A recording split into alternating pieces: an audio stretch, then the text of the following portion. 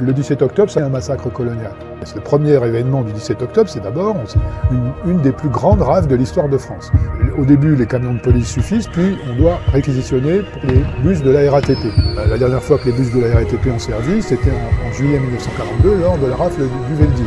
Imaginez-vous dans la rue, et vous voyez des corps par terre avec du sang. Eh bien, on comprend que le bilan exact, on ne le connaîtra jamais. Début octobre 1961, en pleine guerre d'Algérie. Maurice Papon, préfet de police de Paris, annonce l'instauration d'un couvre-feu. La préfecture parle de la menace terroriste, alors que les manifestants étaient tous désarmés. Les forces de l'ordre ouvrent le feu sur les manifestants.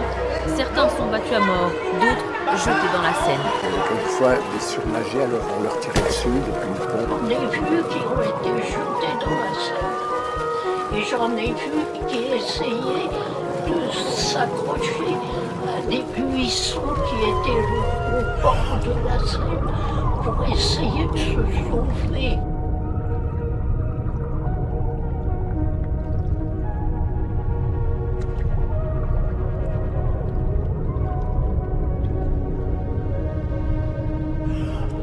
Malgré la présence de centaines de témoins, une chape de plomb s'abat sur les violences du 17 octobre. Les archivistes subissent des sanctions pour avoir témoigné.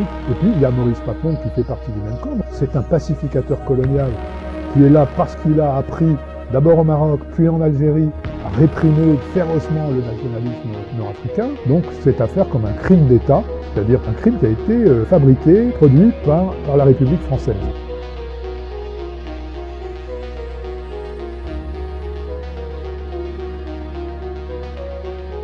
Monsieur Papon écrit à l'attention de l'intendant de police. J'ai l'honneur de vous prier de bien vouloir faire procéder à l'arrestation immédiate des Juifs ci-après désignés. Il y a lieu d'exécuter les ordres des SS.